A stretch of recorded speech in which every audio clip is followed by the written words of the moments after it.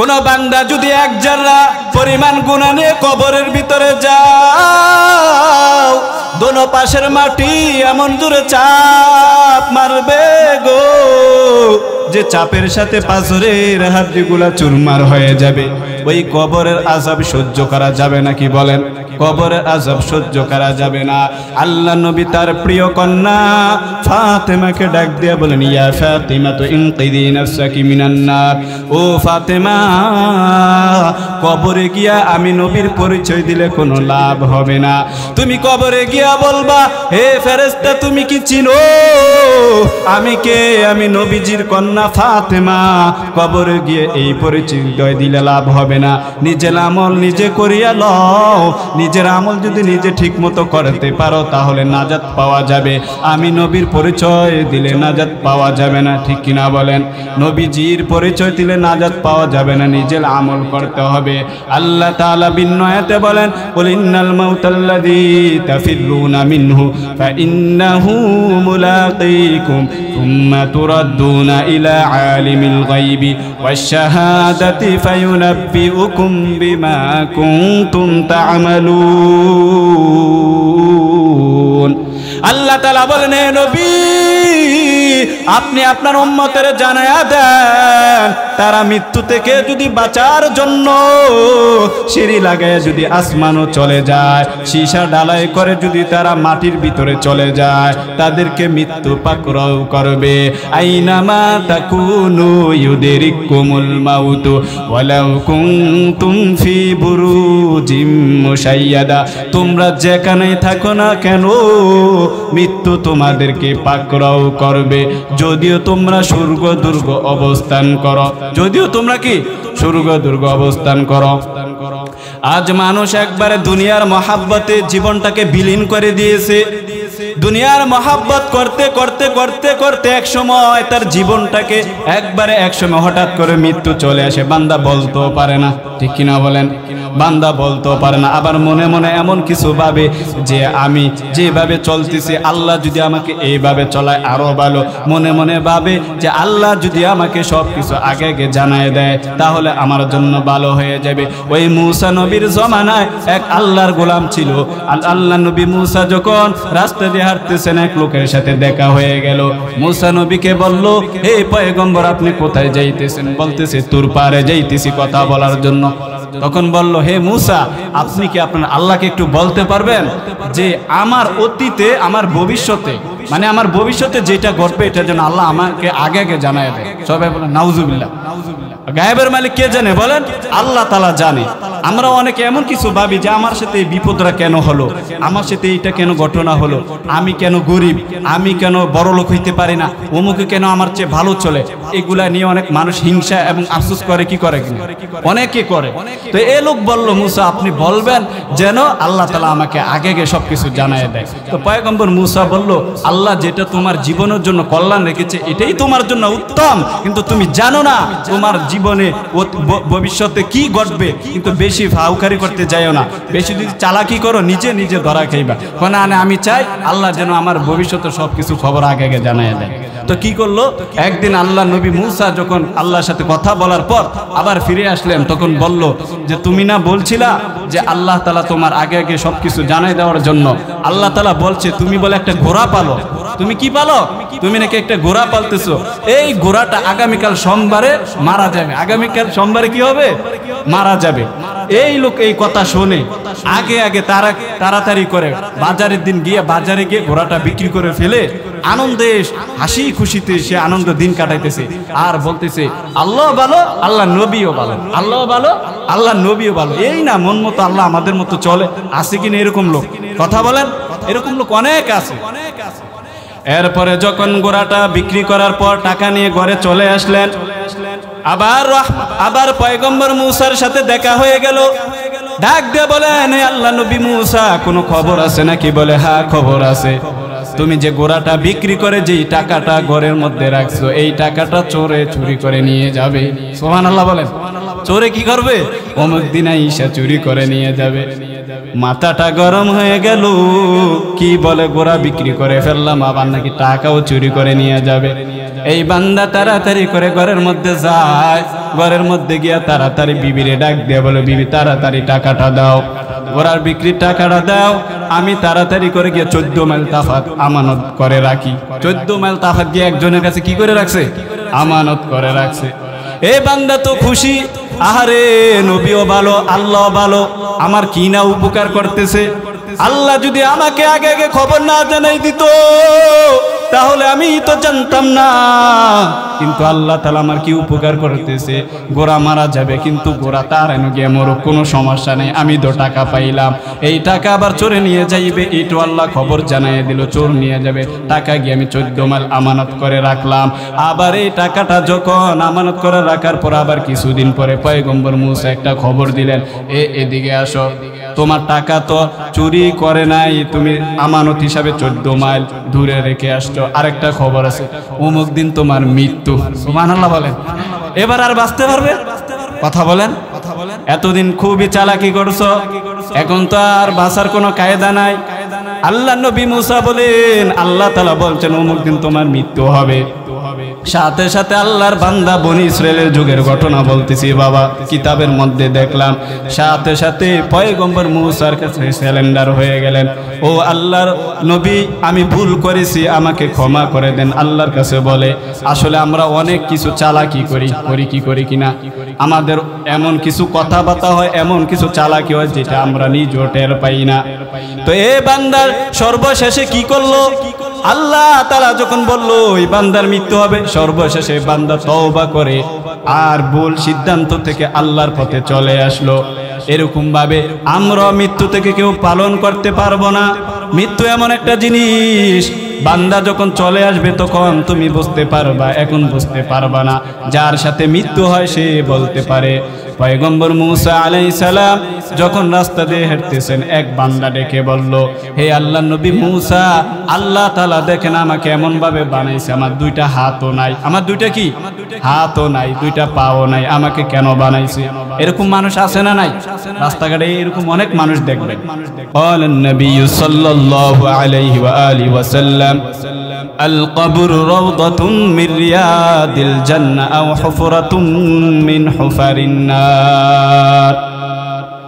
রাহমাতুল আলামিন হাদিসের মধ্যে আমাদেরকে সুসংবাদ দিয়ে জানাই দিতেছেন, আল্লাহর নবী বলেন, দুনিয়ার উম্মত প্রত্যেকটা মানুষ মরণশীল, কিন্তু তিনি মরার পর কি হবে? গুনাহগারদের জন্য জাহান্নাম, আর নেক আমলওয়ালাদের জন্য জান্নাত। আল্লাহর নবী বলেন, কবর কারো জন্য হবে জান্নাতের একটা বাগান, আবার কারো জন্য হবে জাহান্নামের গর্ত। কারো জন্য জান্নাতের বাগান, আবার কারো জন্য জাহান্নামের একটা গর্ত। কে বলেছেন? চিল্লায়া বলেন। রাহমাতুল আলামিন আমাদেরকে বলতেছেন।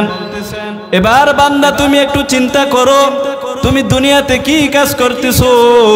আল্লাহ তাআলা বলেন, ইন্নাল আবরারা লাফি নাঈম ওয়া ইন্নাল ফুজ্জারা লাফি জাহিম।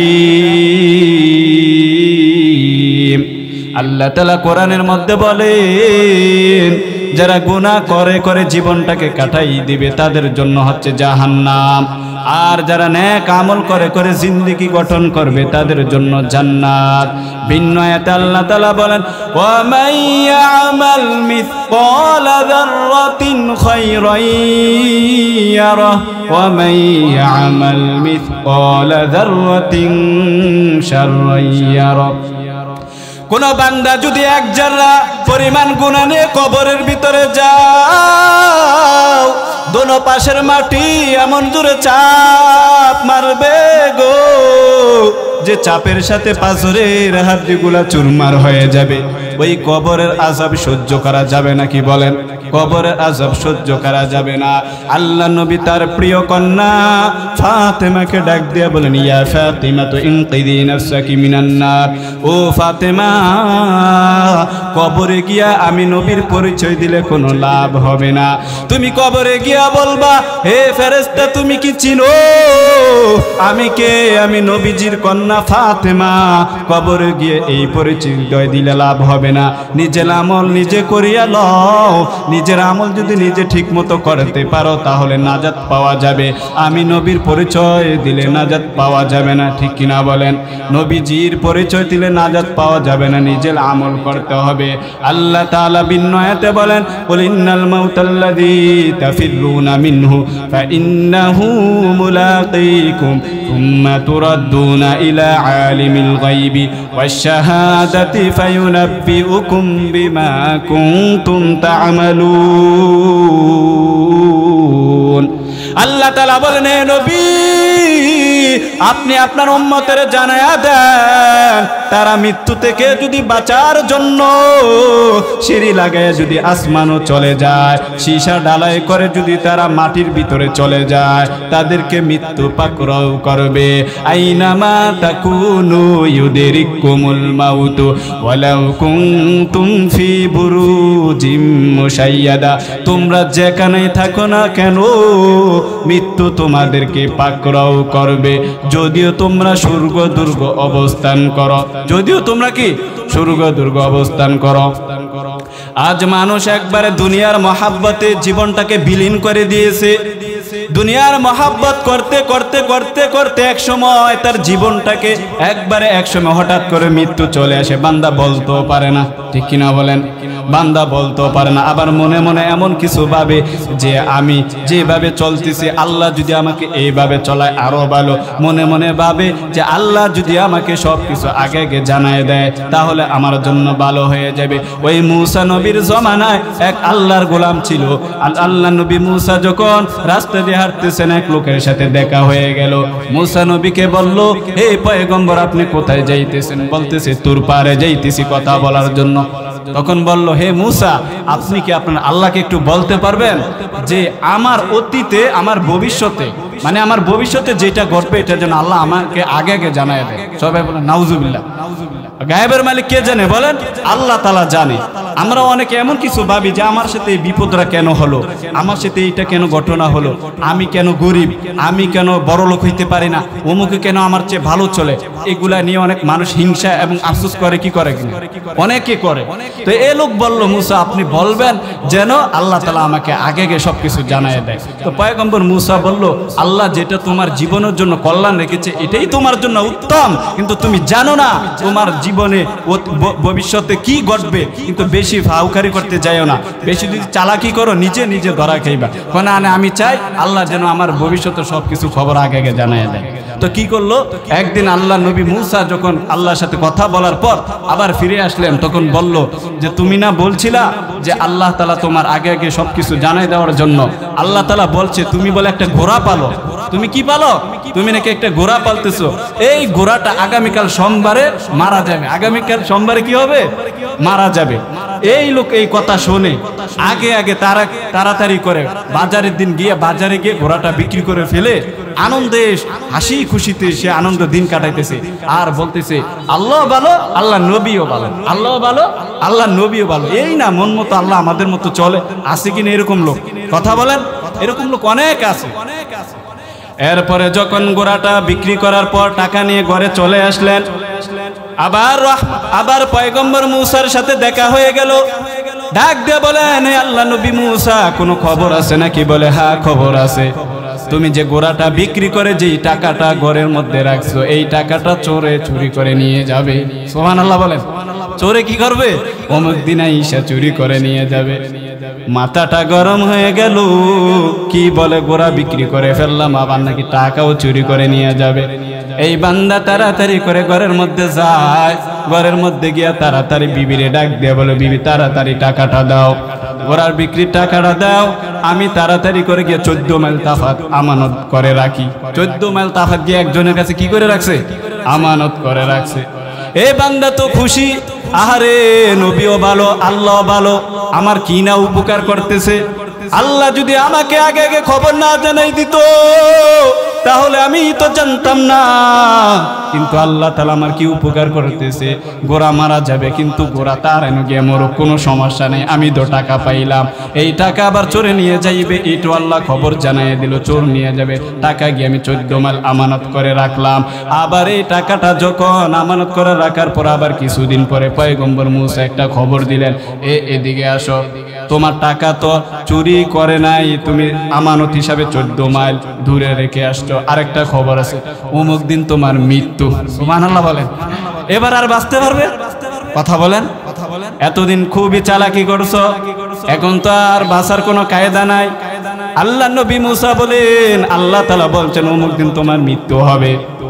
সাথে সাথে আল্লাহর বান্দা বনি ইসরাইলের যুগের ঘটনা বলতেছি বাবা, কিতাবের মধ্যে দেখলাম, সাথে সাথে পয়গম্বর মূসার কাছে সিলিন্ডার হয়ে গেলেন, ও আল্লাহর নবী আমি ভুল করেছি, আমাকে ক্ষমা করে দেন। আল্লাহর কাছে বলে, আসলে আমরা অনেক কিছু চালাকি করি কিনা, আমাদের এমন কিছু কথাবার্তা হয়, এমন কিছু চালাকি হয় যেটা আমরা নিজেও টের পাই না।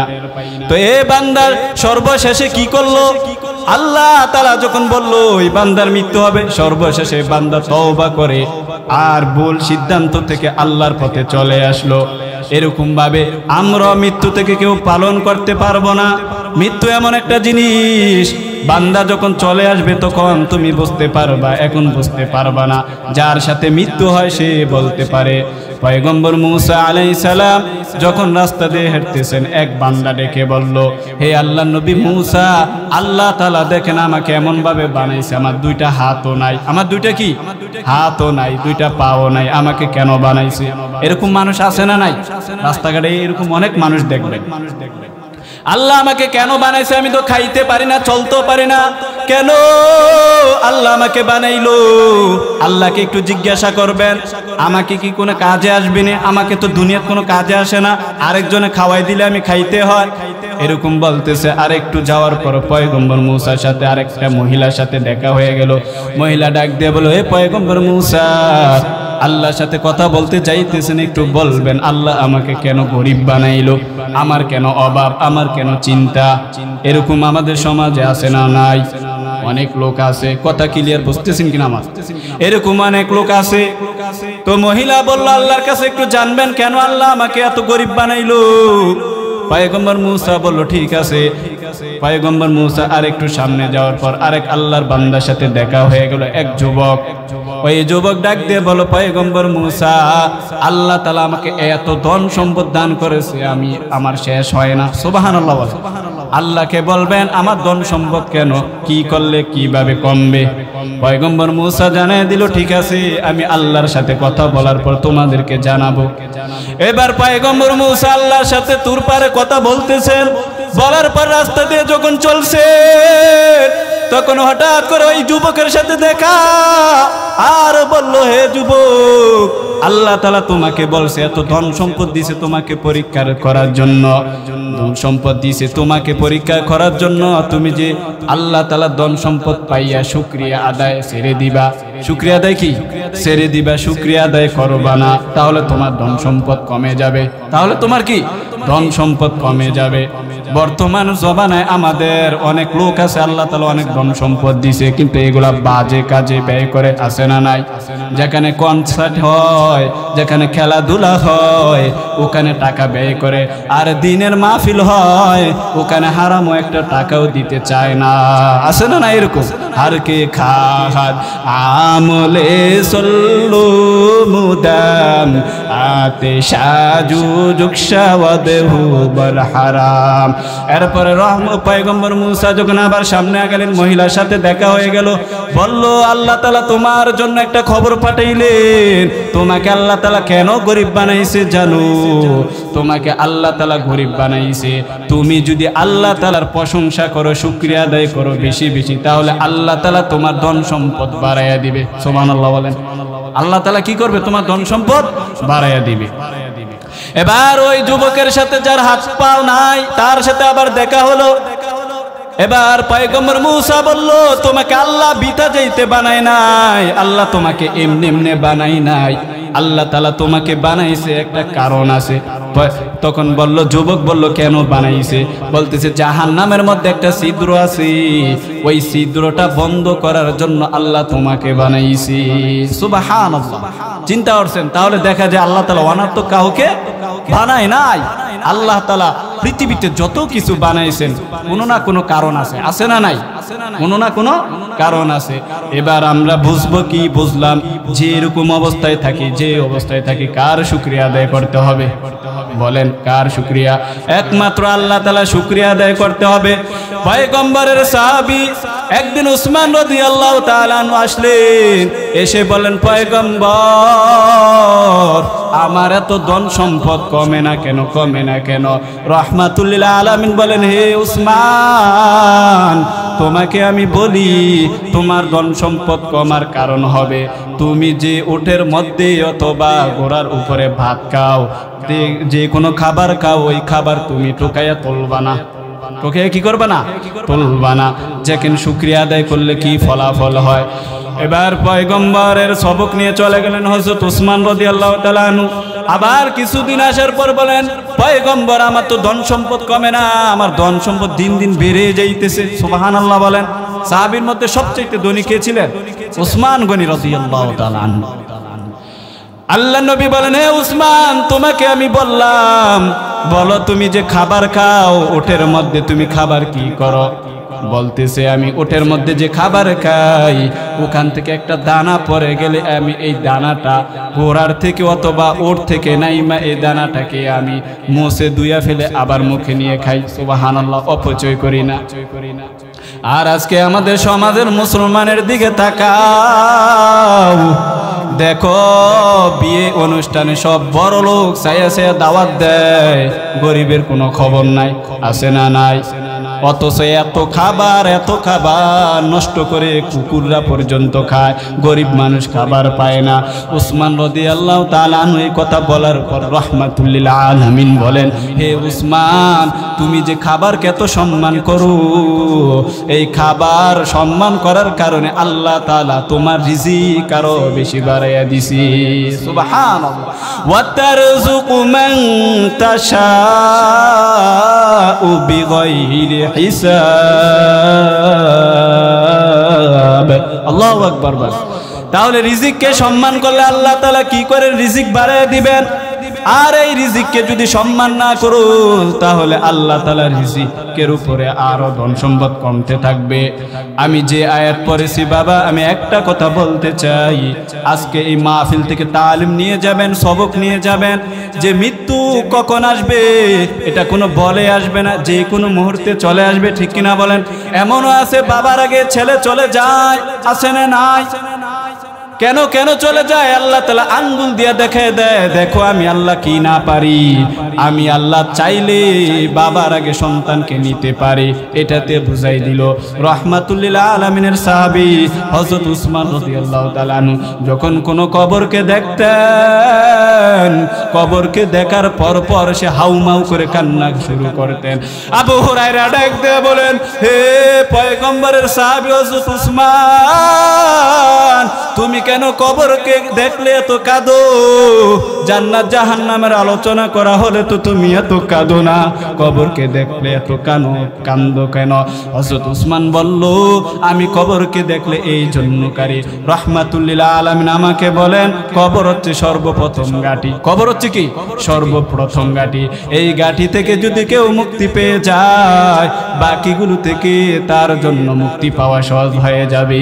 ঠিক না বলেন? কুল্লু নাসিন যায়িকাতুল মাউত সুম্মা ইলাইনা তুরজাউন। মাউতু গাসিন কুল্লু নাসিন শারবু কবরু বাইতিন কুল্লু নাসিন দাখিলু। এ দুনিয়া ছাড়িয়া কোথায় যাইবা বাগিয়া? ঠিক না বলেন? এ দুনিয়া ছাড়িয়া কোথায় যাইবা বাগিয়া, মরণ তোমায় লইবে গিরি যতই করো বাহানা। মরণ তোমায় লইবে গিরি যতই করো বাহানা। চিন্তা করে দেখো না কবরে কি যাইবা না, চিন্তা করে দেখো না কবরে কি যাইবা না। যেই কবরে আল্লাহ ছাড়া বন্ধু কেহ থাকবে না, যেই কবরে আল্লাহ ছাড়া বন্ধু কেহ থাকবে না, চিন্তা করে দেখো না কবরে কি যাইবা না, চিন্তা করে দেখো না কবরে কি যাইবা না। আজান কানে শুনিয়া কেমনে থাকো বসিয়া, আছে না না এরকম মুসলমান বাজার ঘাটে বসে থাকে কিনা, আজান চলতেছে বাজারে বসে বসে কি বসে গেট করতেছে। আজান কানে শুনিয়া কেমনে থাকো ঘুমাইয়া, কবরের আযাবের কথা একটু স্মরণ করো না, কবরের আযাবের কথা একটু স্মরণ করো না, চিন্তা করে দেখো না কবরে কি যাইবা না। যেই কবরে আল্লাহ ছাড়া বন্ধু কেহ থাকবে না, যেই কবরে আল্লাহ ছাড়া বন্ধু কেহ থাকবে না, চিন্তা করে দেখো না কবরে কি যাইবা না, চিন্তা করে দেখো না কবরে কি যাইবা না। ইয়া ইলাহি তো মেরা মাবুদ হায়, ইয়া ইলাহি তো মেরা মাশুক হায়। ওই কবরে গেলে এক নাম্বার কি কাজ করতে হবে বলেন? নেক আমল করতে হবে। কি করতে হবে? নেক আমল করতে হবে। এরে আল্লাহর বান্দা তাকায়া দেখো, দুনিয়াতে যার বেশি টাকা সে তত বিল্ডিং এর মালিক, তত সম্মানের মালিক, ঠিক নি? কবরের মধ্যে আপনার যার যত নেক আমল হবে তার বেশি জান্নাতটা বড় হবে। আপনি বলবেন অমুকে এতটুক আমল করেছে, অমুকে এতটুক আমল করেছে। রাহমাতুল লিল আলামিন উদাহরণ দিয়ে বলেন, কবরের মধ্যে যত বেশি নেক আমল নিতে পারবা তোমার জান্নাত তত বড় হবে, আর যার কম আমল হবে তার জান্নাত ছোট হবে। দুনিয়ার মানুষের যেমন যার বেশি টাকা আছে সে তত গাড়ি বাড়ির মালিক হয়, ঠিক কিনা বলেন? কবরের মধ্যে এরকম। কবরে যাইতে হলে নেক আমল ছাড়া আপনার নাজাত পাওয়া যাবে না, নেক আমল নিয়ে যাইতে হবে। কেননা নেক আমল ছাড়া আপনি জান্নাতে পাবে না। দুনিয়াতে যেমন টাকা ছাড়া কোনো দাম নাই, কবরও নেক আমল ছাড়া কোনো দাম নাই। আসেনি? নাই। এই মাসটা কি মাস চলতেছে? রজব মাস চলতেছে, তার মানে আমাদের সামনে রমজান মাস। এই রজব মাস এমন একটা দামি মাস, আল্লাহ তাআলা বলেন ইন্না ইদ্দাতাশ শুহুরি ইনদাল্লাহি 12 শাহরুন ফি কিতাবিল্লাহ, শাহরুন ফি কিতাবিল্লাহ ইয়াউমা খালাকাস সামাওয়াতি ওয়াল আরদা মিনহা আরবাআতুন হুরুম। আল্লাহ তাআলা বলেন আমার কাছে 12টা মাস দুনিয়া এবং এই পৃথিবী, এই 12টা মাস আমি নাজিল করেছি। সুবহানাল্লাহ। কবে? এই দুনিয়া নাজিল করার আগে, আপনার আমার আগে, অনেক আগের থেকে আল্লাহ তাআলা 12টা মাস নাজিল করেছেন। তার মধ্যে আল্লাহর কাছে 4টা মাস প্রিয়। কয়টা মাস? 4টা মাস প্রিয়। এক নম্বর হচ্ছে জিলকদ, জিলহজ, মুহররম, তিনটা শুরুতে। আরেকটা হচ্ছে রজব মাস। এই রজব মাস আল্লাহ তাআলার কাছে খুবই দামি, খুবই প্রিয়। আল্লাহ নবী এই রজব মাসে আসলে একটা আমল করতেন, সেই আমলটা আপনারা মনে হয় জানেন, তারপর আমি স্মরণ করে দিতেছি। আমলটা হচ্ছে আল্লাহুম্মা বারিক লানা ফি রজব ওয়া শাবান ওয়া বাল্লিগনা রমাদান। এক সাহাবী আল্লাহর নবীর কাছে এসে বসলেন আর বললেন, হে নবী আমাকে কিছু আমল শিখিয়ে দেন। আল্লাহর নবী জানিয়ে দিলেন রজব মাসে তুমি এই আমলটা করবা, এই আমলটা করার ফলাফল কি, আমার ফায়দা কি হবে। আল্লাহ তাআলা বলেন, ও ফেরেশতা, এই বান্দার যদি রমজানের আগে আগে যদি মৃত্যুবরণ হয়ে যায় আর আমার গোলাম যদি এই আয়াতটা বেশি বেশি পাঠ করে, এই দোয়াটা বেশি বেশি আমল করে, ওই বান্দার যদি রমজানের আগে আগে যদি মৃত্যু হয়ে যায় আর আমি আল্লাহ তাআলা যদি এই বান্দার দোয়া কবুল করে নেই, ফেরেশতার মাধ্যমে আমি আল্লাহ তাআলা এই বান্দার দ্বিগুণে হায়াত বাড়ায় দেই। সুবহানাল্লাহ। মনে করেন আপনার কি রজব মাস আসছে, আপনি আল্লাহুম্মা বারিক লানা ফি রজব ওয়া শাবান ওয়া বাল্লিগনা রমাদান, এই আমল বেশি বেশি করতেছে, কিন্তু আপনার মৃত্যু হবে কবে? ধরেন রমজানের 1 মাস আগে। কবে? রমজানের আগে আগে আপনার মৃত্যু হয়ে যাবে। কিন্তু আল্লাহ তাআলা বলেন এই আমলের বরকতে আল্লাহর কাছে যদি কবুল হয়ে যায়, আল্লাহর কাছে যদি আপনি কেঁদে কেঁদে চাইতে পারেন আর আল্লাহ যদি কবুল করে, আল্লাহ তাআলা আপনার হায়াত রমজান মাস পর্যন্ত পৌঁছায় দিবেন। সুবহানাল্লাহ। তাহলে লাভ হইল কিনা? অনেক লাভ হয়েছে, দোয়ার বরকত অনেক। আল্লাহ নবী বলেন, ক্বালান নবী সাল্লাল্লাহু আলাইহি ওয়া আলিহি ওয়াসাল্লাম আদ-দুআ হুয়াল ইবাদাত, দোয়া হচ্ছে একটা ইবাদত। দোয়া মানুষকে এমন করে ভাগ্যকে খুলে দেয়। দোয়া কি করে মানুষের ভাগ্যকে খুলে দেয়। আজকে তো আমরা দোয়া করতেই চাই না, বাবার দরবারে গিয়ে চাই, পীরের দরবারে গিয়ে চাই, আসে না নাই ছেলে সন্তান চাই, অথচ আল্লাহর কাছে কেঁদে কোনোদিন চাইলাম না। নবীজি বলেন তোমার জুতার ফিতাটাও ছিঁড়ে গেছে, জুতার ফিতাটা ছিঁড়ে গেছে, এইটাও আল্লাহর কাছে চাও। কে বললেন? নবীজি বললেন ছোট জিনিস হোক আল্লাহর কাছে চাও, আল্লাহ কোনোদিন ফিরে দিবে না। বলেন হুজুর এতদিন যাবত আল্লাহর কাছে চাইলাম, কই কিছুই তো পাইলাম না, কিছুই তো কি পাইলাম না। আল্লাহ তাআলা যখন তোমার মৃত্যুটা দান করবে, কবরের মধ্যে গিয়ে দেখবা এত নেক আমল পাহাড় পরিমাণ দেখা যায়। বান্দা বলবে আল্লাহ আমি এত নেক আমল করেছি, আমার তো খেয়াল নাই, দুনিয়াতে আমার নেক নাই, দুনিয়াতে আমি কোনো আমল করতে পারি নাই, এত নেক আমল কিভাবে হইছে? আল্লাহ বলেন রে গোলাম, তাহাজ্জুদ নামাজের সময় তুমি নামাজ পড়ার পর আমি আল্লাহর কাছে তুমি 2 ফোঁটা চোখের পানি ছেড়ে দিয়ে কান্না করে আমি আল্লাহর কাছে এইটা ওইটা চাইছো, আমি আল্লাহ দুনিয়াতে দেই নাই, আমি আল্লাহ তোমার জন্য আখিরাতের জন্য রেখে দিয়েছি। সুবহানাল্লাহ। তখন বান্দা বলবে আল্লাহ দুনিয়াতে যদি আপনি আমার কোনো জিনিস না দিতেন, আজকে এই কবরের জিন্দেগিতে আমাকে যদি সব কিছু দিতেন কতই না ভালো হইতো। তখন বান্দা বুঝতে পারবে। সম্মানিত হাজিরিন, আল্লাহ পাক রব্বুল আলামিন আমাদের সবাইকে মৃত্যুর কথা স্মরণ করে করে মৃত্যুর সামানা, কবরের সামানা, এমনকি নেক আমল নিয়ে কবরে যাওয়ার তৌফিক দান করুক। প্রত্যেকে বলে আমিন। আল্লাহ তাআলা আমাদের সবাইকে গুনাহমুক্ত জীবন দান করুক। আল্লাহ তাআলা সর্বপ্রথম আমাকে, তারপর আপনাদের সবাইকে বেশি বেশি নেক আমল করার তৌফিক দান করুক। আমিন। ওয়া আখিরু দাওয়ানা আনিল হামদুলিল্লাহি রাব্বিল আলামিন।